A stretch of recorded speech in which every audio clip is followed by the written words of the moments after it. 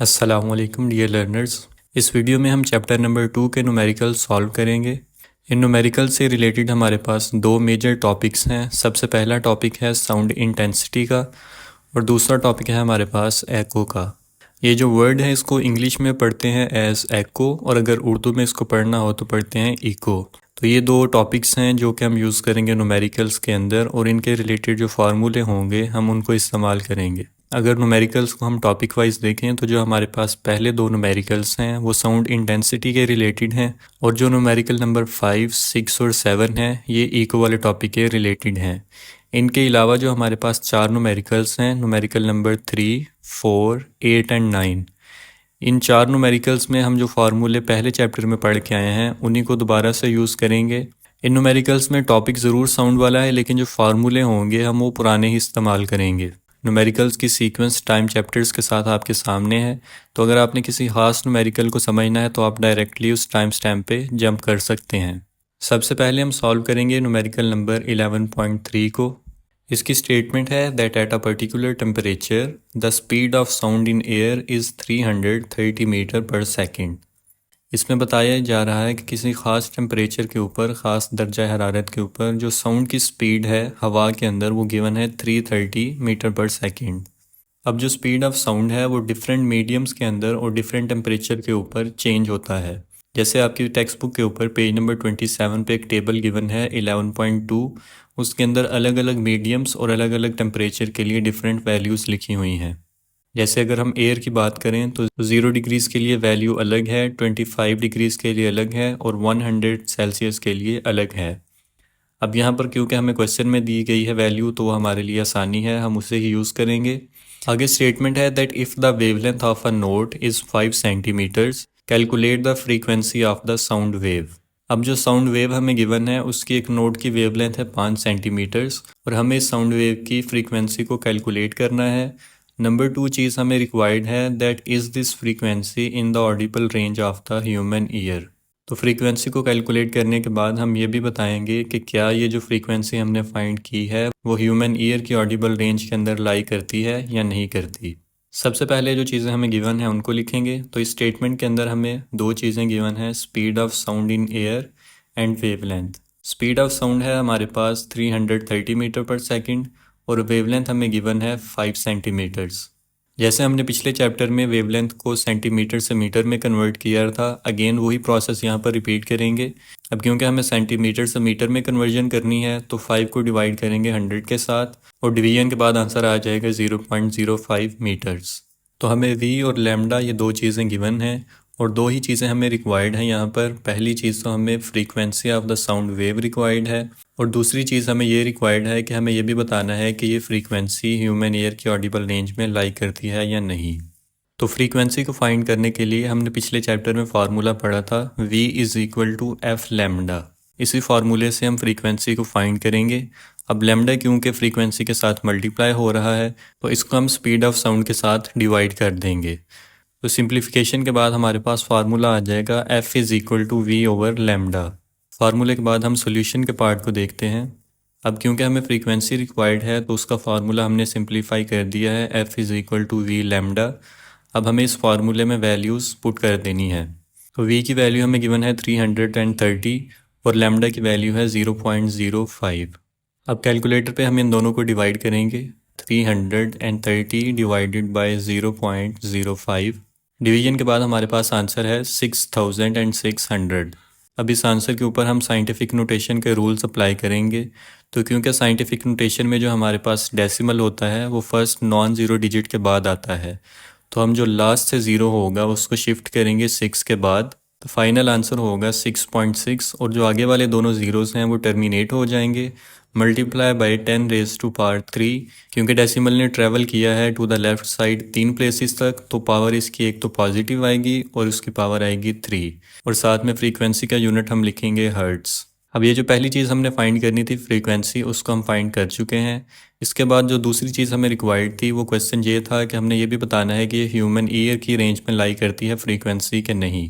तो इसका आंसर है yes, this frequency lies in the Audible range of the human ear because the audible range of the human ear is from 20 Hz to 20,000 Hz and the answer lies with in this range.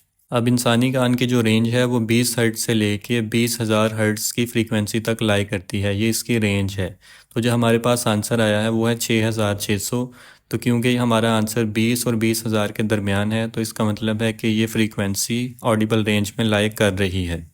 इसके बाद हम solve करेंगे numerical number 11.4 को। इसकी छोटी सी statement है that a doctor counts 72 heart beats in 1 minute. एक डॉक्टर ने हार्ट बीट्स काउंट की हैं 72 1 मिनट के अंदर। इसमें हमें फाइंड क्या करना है, calculate the frequency and period of the heart beats.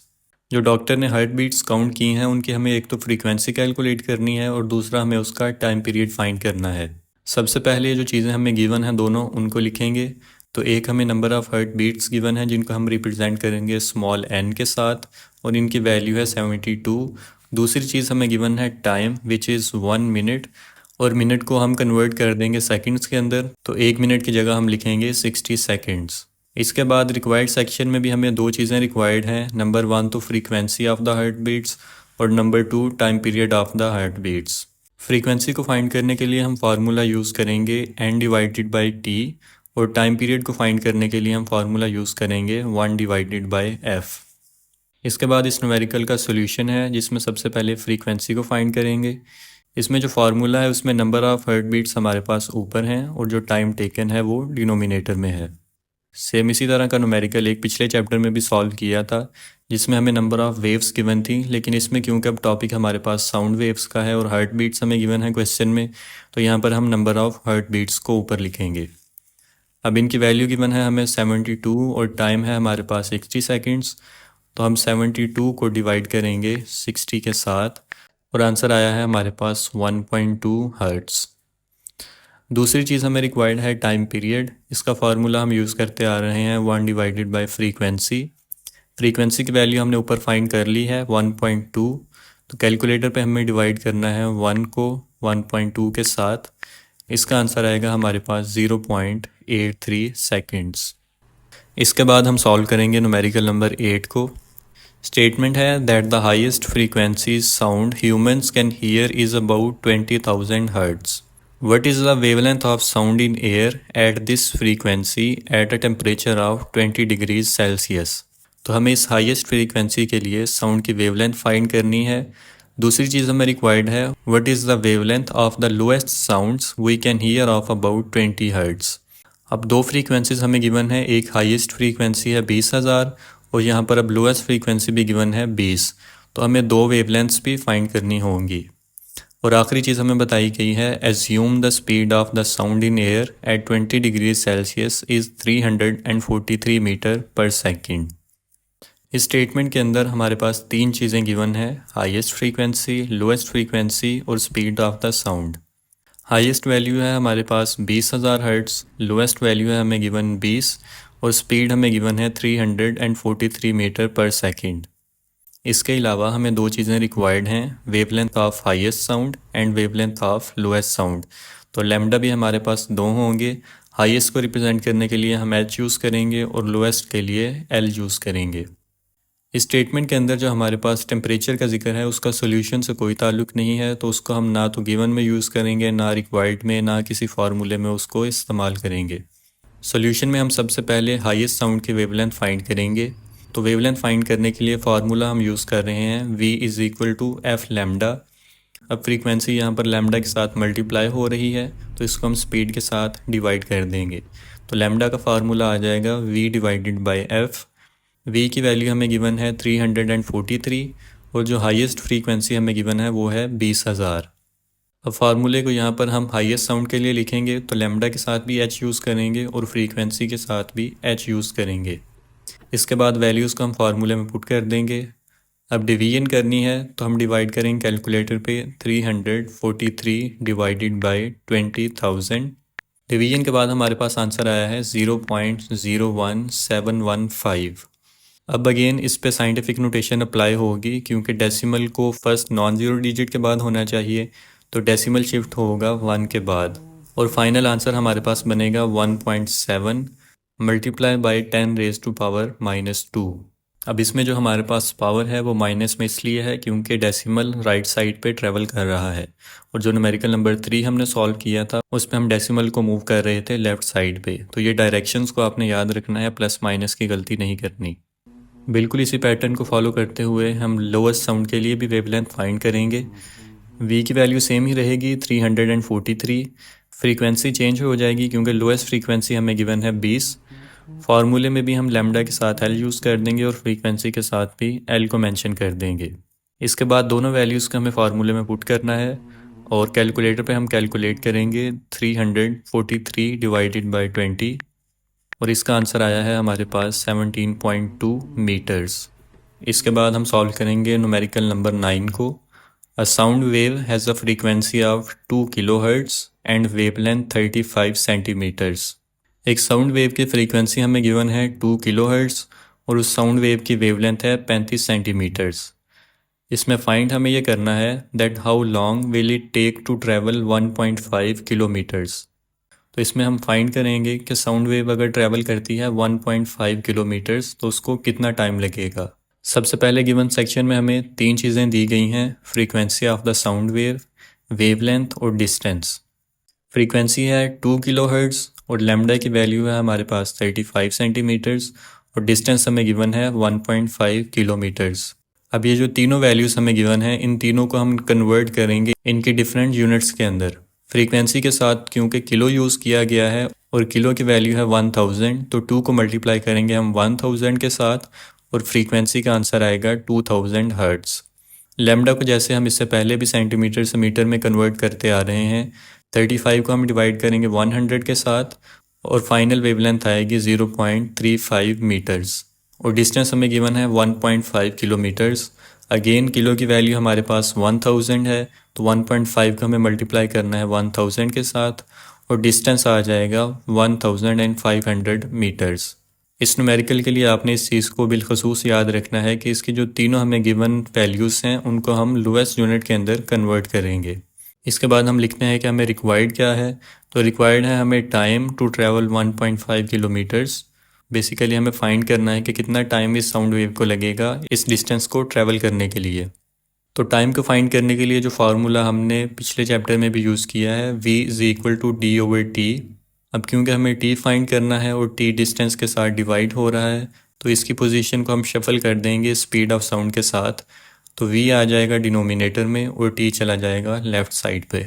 इसका सॉल्यूशन बिल्कुल सेम है जैसे कि हमने पहले चैप्टर का लास्ट न्यूमेरिकल किया था, सेम टू सेम वही चीज़ें हैं। सॉल्यूशन में हम टाइम का फार्मूला लिख देंगे d/v। Now calculate speed of sound before calculating time taken. अब t की वैल्यू को फाइंड करने के लिए हमें v फाइंड करना पड़ेगा क्योंकि हमें इस क्वेश्चन में d तो गिवन है लेकिन v गिवन नहीं है। तो जो स्टेटमेंट में हमें फ्रीक्वेंसी और वेवलेंथ गिवन है उनको हम यूज़ करके पहले स्पीड ऑफ साउंड फाइंड करेंगे। इसके लिए फार्मूला है हमारे पास v=f लैम्डा। फ्रीक्वेंसी की वैल्यू है 2000 और लैम्डा है हमारे पास 0.35। कैलकुलेटर पे इन दोनों को मल्टीप्लाई करेंगे, 2000 मल्टीप्लाई बाय 0.35, ये आंसर आया है हमारे पास 700 मीटर पर सेकेंड। इस v की वैल्यू को यूज़ करेंगे हम फार्मूले के अंदर, t=d/v। डिस्टेंस हमें गिवन है 1500 मीटर्स और स्पीड ऑफ साउंड आई है हमारे पास 700। तो कैलकुलेटर पे अगेन हम कैलकुलेट करेंगे 1500 डिवाइडेड बाय 700 और टाइम आ जाएगा हमारे पास 2.1 सेकेंड्स। तो जो साउंड वेव हमें गिवन थी उसको 2.1 सेकेंड्स लगेंगे 1500 मीटर्स का डिस्टेंस ट्रैवल करने के लिए। तो इन चारों न्यूमेरिकल्स में कॉन्सेप्ट हमने साउंड वेव का यूज़ किया है लेकिन जो फार्मूले थे वो पिछले चैप्टर वाले ही हमने यूज़ किए हैं। इनफैक्ट ये जो नौवां न्यूमेरिकल हमने सॉल्व किया है ये सेम टू सेम पिछले चैप्टर का जो लास्ट न्यूमेरिकल था उसी की तरह है। सिर्फ अगर आपको स्टेटमेंट समझ में आ जाएगी बाकी सोल्यूशन आपको समझने में आसानी रहेगी।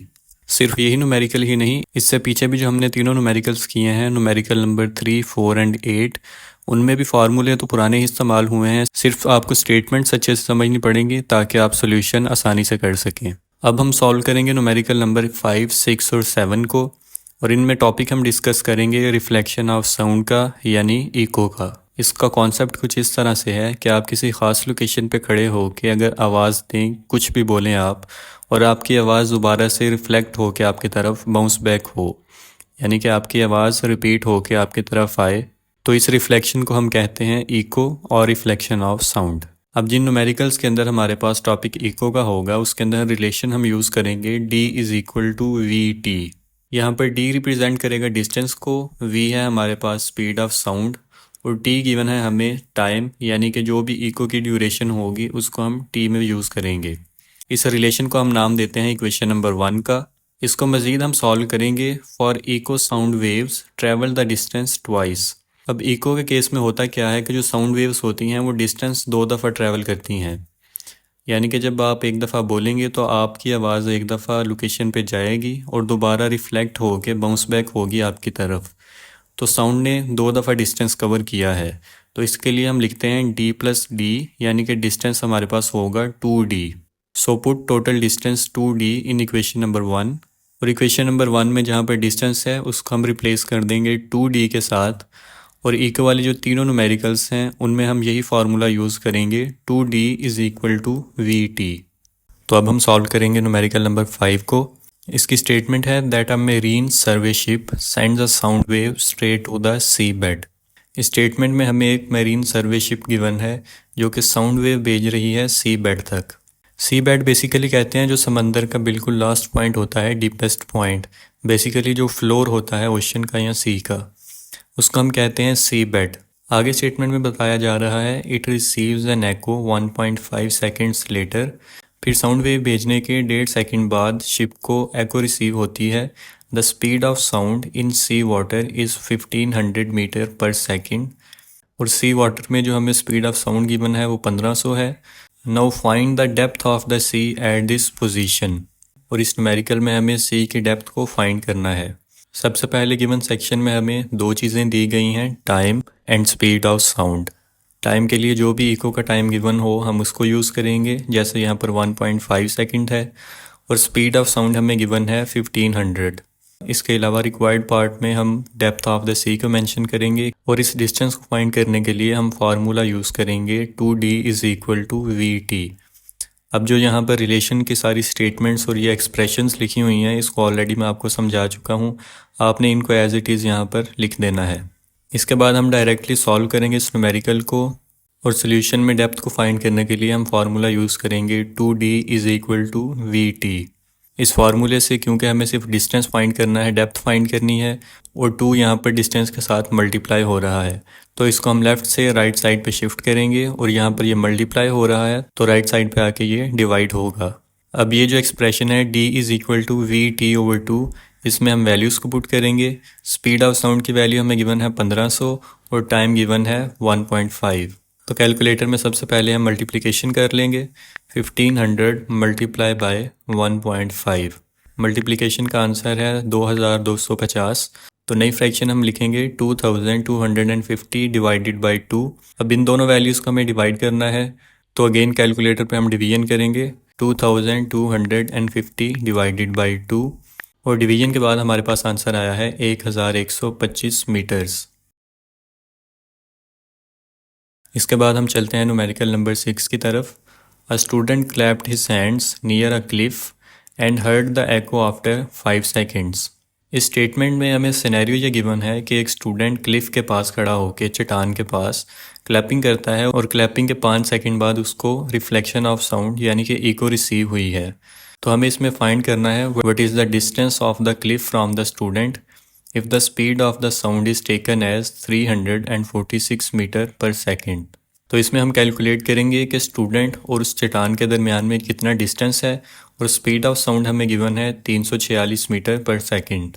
तो सबसे पहले हम गिवन चीज़ें लिखेंगे, time and speed of sound. Time हमें गिवन है 5 सेकेंड्स और स्पीड ऑफ साउंड है 346। इसके अलावा रिक्वायर्ड है हमें डिस्टेंस ऑफ द क्लिफ, जिसको हम रिप्रेजेंट करेंगे D के साथ, और डिस्टेंस को फाइंड करने के लिए फार्मूला हम सेम यूज़ करेंगे। सेम आपने वही स्टेटमेंट्स यहाँ पर भी दोबारा लिख देनी है। तो हम डायरेक्टली सोल्यूशन पे जंप करते हैं। डिस्टेंस ऑफ द क्लिफ हमें फाइंड करना है, फार्मूला हम यूज़ करेंगे 2D is equal to VT। Steps again repeat होंगे, फार्मूले में क्योंकि 2 मल्टीप्लाई हो रहा है तो वो VT के साथ डिवाइड होगा। इस न्यूमेरिकल में वैल्यूज़ चेंज हैं, हमारे पास स्पीड ऑफ साउंड है 346 और टाइम है 5 सेकेंड्स। तो कैलकुलेटर पे हम इसको कैलकुलेट करेंगे 346 मल्टीप्लाई बाय 5, मल्टीप्लिकेशन का आंसर है 1730। इस आंसर को डिवाइड कर देंगे हम 2 के साथ, तो फाइनल डिस्टेंस आ जाएगा 865 मीटर्स। सेम इसी पैटर्न पे चलते हुए और इसी फार्मूले का यूज़ करते हुए हम अगला न्यूमेरिकल भी सॉल्व करेंगे, न्यूमेरिकल नंबर 7। न्यूमेरिकल नंबर 7 की स्टेटमेंट है that a ship sends out ultrasound that returns from the sea bed and is detected after 3.42 seconds.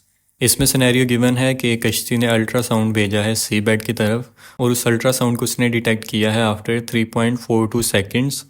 If the speed of ultrasound through sea water is 1531 metre per second और ultrasound की speed हमें sea water के लिए given है 1531, तो हम find करेंगे that what is the distance of the sea bed from the ship. तो इसमें हम कैलकुलेट ये करेंगे कि शिप का डिस्टेंस सी बेड तक, यानी कि जो भी सी का फ्लोर है वहाँ तक कितना है। तो पिछले दोनों न्यूमेरिकल्स की तरह इसमें भी हमें टाइम और स्पीड ऑफ साउंड गिवन है। टाइम हमें गिवन है 3.42 सेकेंड्स और स्पीड ऑफ साउंड है 1531 मीटर पर सेकेंड। और इस न्यूमेरिकल में हमें रिक्वायर्ड है distance of the sea bed from the ship. Formula और रिलेशन हम अगेन सेम यूज़ करेंगे जो पिछले न्यूमेरिकल्स में यूज़ करते आए हैं। तो सोल्यूशन में हमें distance of the sea bed चाहिए, फार्मूला यूज़ करेंगे 2d is equal to V two again V के साथ डिवाइड होगा। स्पीड ऑफ साउंड हमें गिवन है 1531 और टाइम है 3.42। कैलकुलेटर पे सबसे पहले हम इनको मल्टीप्लाई करेंगे। 1531 मल्टीप्लाई बाय 3.42 और इसका आंसर है 5236.02। अब इसी आंसर को हम 2 के साथ डिवाइड कर देंगे और डिवाइड करने के बाद हमारे पास फाइनल डिस्टेंस आएगा 2618 मीटर्स। तो ये तीनों न्यूमेरिकल्स, न्यूमेरिकल नंबर 5, 6 और 7 एग्जैक्टली सेम है, फार्मूला भी सेम है, रिलेशन भी सेम है। इनमें डिफरेंस सिर्फ और सिर्फ वैल्यूज़ का है, बाकी सारा प्रोसीजर इनमें सेम ही रहेगा। न्यूमेरिकल 1 और 2 का टॉपिक डिफरेंट है, तो उनको हम नेक्स्ट पार्ट में कवर करेंगे। Thank you so much for watching. अपना बहुत सा ख्याल रखिएगा और दुआओं में याद रखिएगा। अंटिल नेक्स्ट टाइम, अल्लाह हाफिज़।